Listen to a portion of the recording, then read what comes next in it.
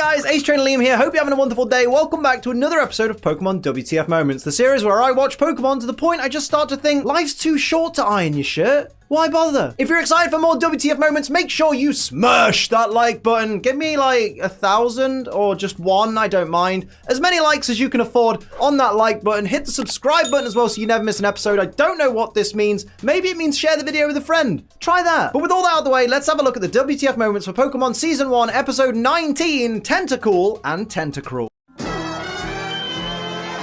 Before we get started, let's talk about the episode name specifically. Tentacool and Tentacruel. How lazy is that? Oh, Steve, what should we name this episode? I'm not sure, mate. Can't think of any decent puns. What Pokemon are in it? Well, I guess the main focus of the episode's Tentacool and Tentacruel. That's it. Tentacool and Tentacruel. That'll do. I'm just saying, it's pretty lazy. Can't wait for them to just name an episode Muck.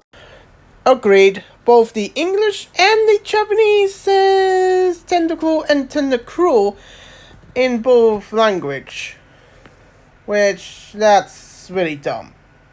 Very, very dumb.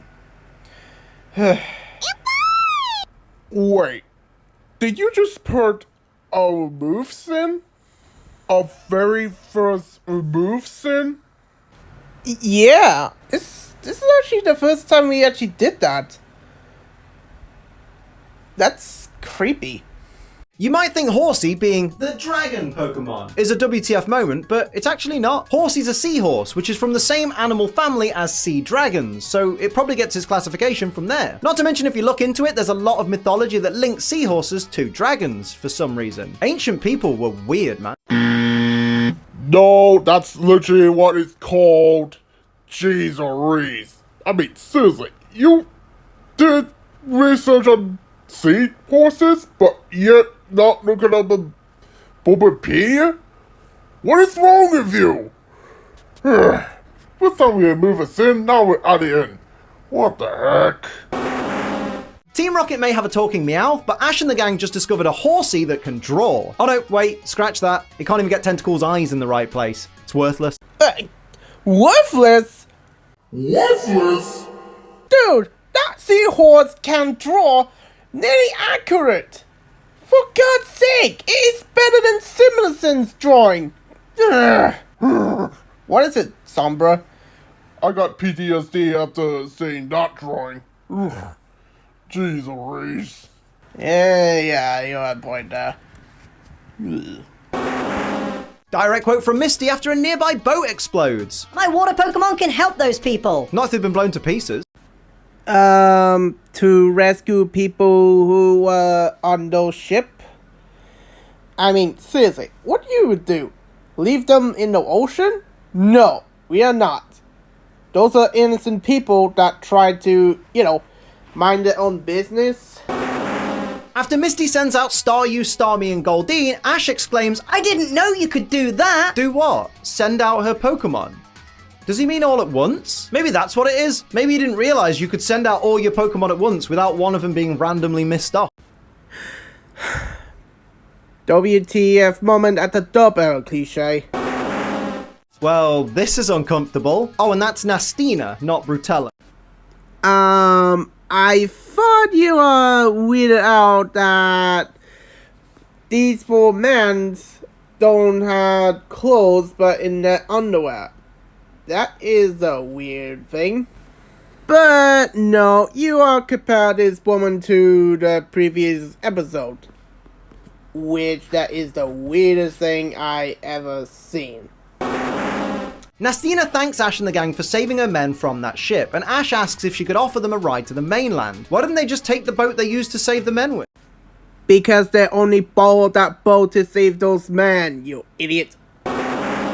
These real-world fish, which is a WTF moment in itself, are swimming behind the pane of glass closest to the camera and in front of the pane of glass furthest from the camera, meaning they're actually swimming outside the tank in the air above Nastina. I think I need to think for a moment.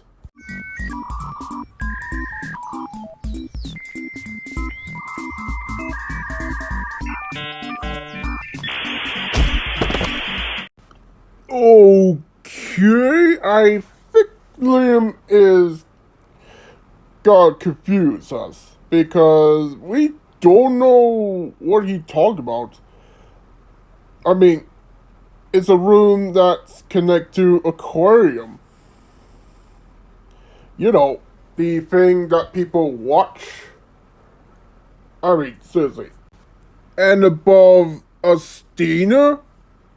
What the heck does that mean? You saying that there's a roof over her head? Even though we don't see that. She mentioned it's connected to coral reef. Where the everlasting Cybertron she mentioned that? Or even seen it? What the heck? Nastina wants Ash and the gang to exterminate the tentacool that are getting in the way of the construction of her new resort. She offers to pay them well, but just shows a buffet. Surely money would be more enticing. Also, check out this guy who's just like, Please, can I wear more than just this tiny Speedo? Please? oh, turns out she does offer them money. $1 million to be exact. Even split 3 ways? That's pretty excessive for pest control. They should take. Maybe Astina tried to bargain with them to exterminate those tentacruels. I mean, seriously. The food and money, as well as hotel vouchers, is, you know, try to draw them into the trap. But really? The guy behind the curtains that get you? Really? Yeah. Ash is so excited at the prospect of $1 million, his gloves have popped up. That's the episode error. One of many besides, which, wow, you should have a goof meter on that. Ugh. Ash runs over to accept the reward without even agreeing to do the job first. Ease up, lad. First things first. Refer to the previous scene. Direct quote from Nastina after Misty storms out. Now there's a girl who can't be bought. I beg to differ, mate. Oh, brother, this guy stinks! Hey, funny guy! I got a joke for you! What smells rotten and puts people to sleep? Noxious gas? No! Your act! Misty says Tentacool are cute, and then Ash looks in the Pokedex and says they're ugly. And then Brock says, I guess ugly's in the eye of the beholder. But normally you say the phrase, I guess beauty's in the eye of the beholder, when you don't think something's beautiful. So if Brock's saying ugly's in the eye of the beholder, doesn't that mean Brock thinks they're cute too? I don't think that's what they were going for. Well, better tell that to those who have the spiders as a pet. And yes, Showroff had a ractophobia. I love that. Those bugs are terrifying! You look at it. Jeez, Reese, why do I want those? Direct quote from Misty. That horsey we saw, it was a talented artist. We've been through this. It wasn't. Would you excuse me for a moment? Say goodbye to your penis! Hey look, it's that GIF everyone uses on Twitter when they're having a good day. Hey look, who cares? Hang on, how's Pikachu in this pool with Horsey several hundred yards down the road when just a moment ago it was at Nastina's place with the others? Well, Liam, maybe he used agility to get there. I hate you. That's actually a pretty good answer. Because Pikachu still learned that move before, well, the next episode coming up. That episode should not exist with that. I mean, seriously, it doesn't even there. When Nastina offers $1 million to anyone in town that destroys the Tentacool, Brock says she'll do anything to destroy them. That's not true. She won't pay $2 million. Oh yeah, let's go for the greedy little bastard way instead of the characters realize what they're doing and try to stop their mistake. Yeah. Nastina owns military-grade weaponry. Just destroy the Tentacool yourself, save a bit of Wonga. Because the explosion will destroy the coral reef. Do you get it? Not all the things that need explosion. Jeez. Heck, even gentlemen would say, chill the hell down, lads. Caramba. Because the previous episode was dubbed into English a lot later than the rest of the episodes, we've gone from having the best Team Rocket voices to having the weird, we've not quite found our sound yet Team Rocket voices. It's especially noticeable with Meowth. Maybe that's happened because of certain type of event happened 2001. And I don't want to say it out loud because that would trigger anyone to remember that. Ash, mate. Are you okay there, bud? Well, yeah, it is a, wait a minute. That's not an error? What the heck? Did people forget I'm not in? Or they just not realize that because, some type of event that I will not mention. Direct quote from Nastina. I don't need your beauty tips. I mean, you do. Desperately. Who said that? Which one of y'all dead motherfuckers just said that? Was it you, String Bean? You skinny looking motherfucker. Turn around and say it again. Turn around and say it again. You fat piece of shit. You tubble-lard looking motherfucker. What? What? What? What? What? What? Hey! What? What? Huh? I don't know why you're looking up at me. Butt fruit. Play's on stage.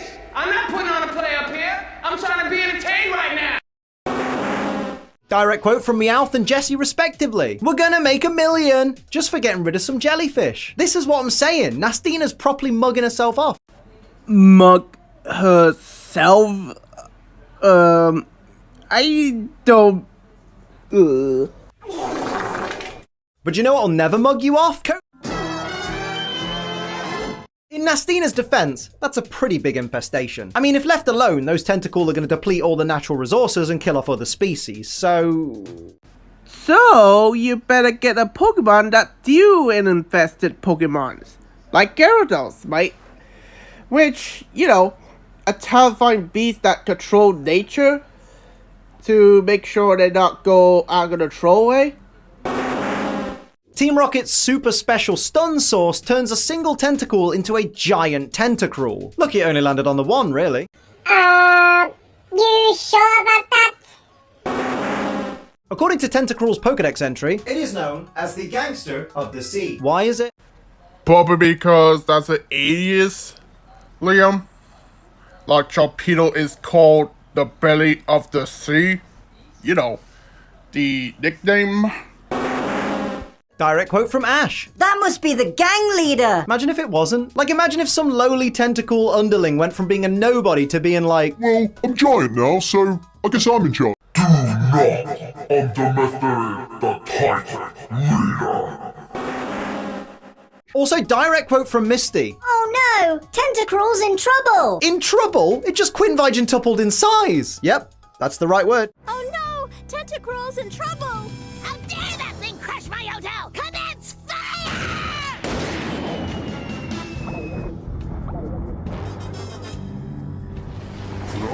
These poor lads are getting jellyfish stings on their bollocks.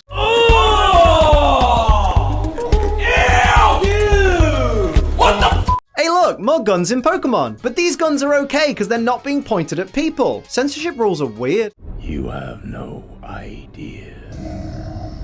Tentacruel destroys a skyscraper, which actually caused this episode to be banned for a short time following which, with all due respect, I don't really understand, because airplanes and giant cartoon jellyfish are very different things. Plus, they did keep the offending scene in the anime intro for every single episode at that time. Again, censorship rules are weird. Finally, something we agree on.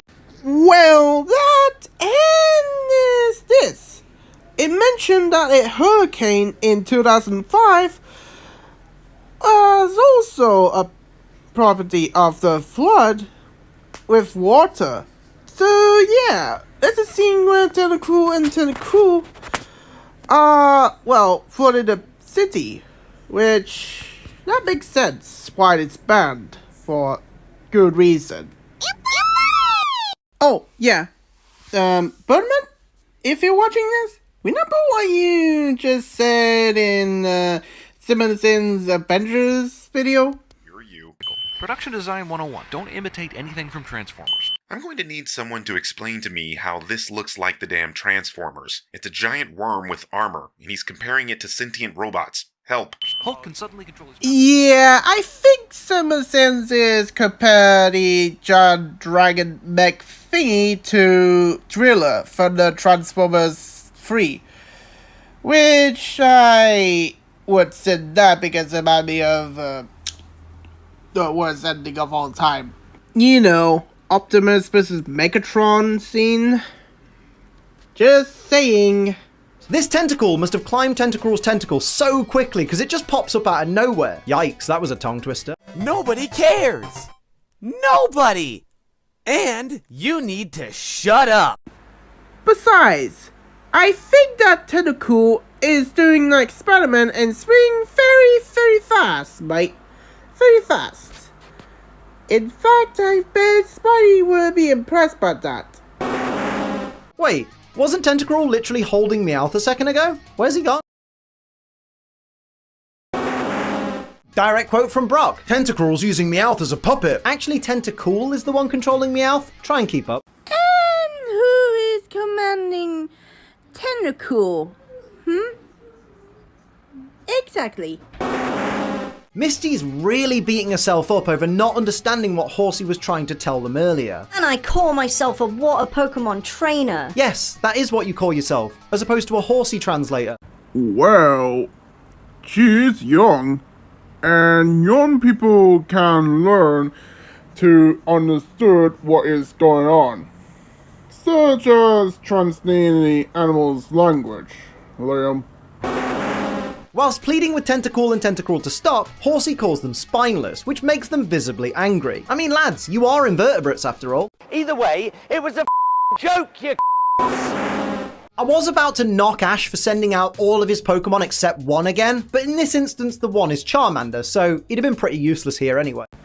Yes, Charmander may be disadvantaged in the ocean, but doesn't mean you have to insult him like that. Really, what the heck? Pikachu is riding Pidgeotto. Bulbasaur is tethered to Butterfree with vines. Squirtle is attached to Zubat by pure willpower alone, apparently. Yeah, that is weird. I mean, it would make sense that Starmie or Staryu would carry Squirtle, but Zubat carrying Squirtle? That is weird. I mean, seriously, you should, TF Roman that instead of saying that's amazing willpower, because Zubat doesn't learn psychic type moves that levitate things. A protagonist Zubat that can land supersonic? Yeah, okay, Pokemon. Well, actually, Liam, supersonic has 55% accuracy, which means it is more likely to hit than it is to miss. Yeah, but have you played Pokemon? It barely works when you're using it, and opponents seem to land it all the time. Okay, I understood there's a meme involved. It's not 100% accuracy, it's 50% meme, but 55% is much bit more accuracy than people thought. And besides, it's not like it's 10% accuracy. Oh wait. None of the other people send out Pokemon, so if they didn't have any, how are they planning to take out the Tentacool and claim the $1 million? And of course you have to say that greed over love is much better. Nice to see Zubat figured out a more believable way to carry Squirtle. Never mind. Now, I know anyone gonna say that maybe this counter my previous sin before, but that's count because Squirtle is riding on Zubat's back, while previous scene he's carried by Zubat without limbs. Yeah, that's a weird thing. Anyway, yeah, I gotta let it slide for now. Direct quote from Misty to Tentacruel. We won't destroy your homes anymore. As a 10-year-old, that's not really your decision to make. There's probably a lot of paperwork involved with the resort construction. Yo, Liam, shut up. Misty is trying to stop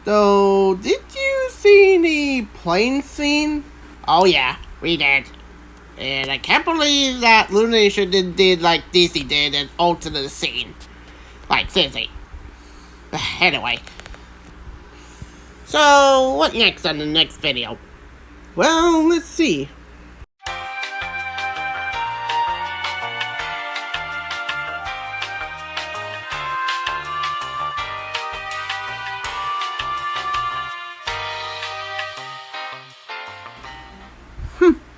Not bad.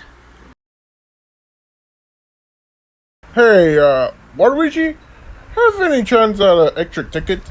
Nope. Dang it.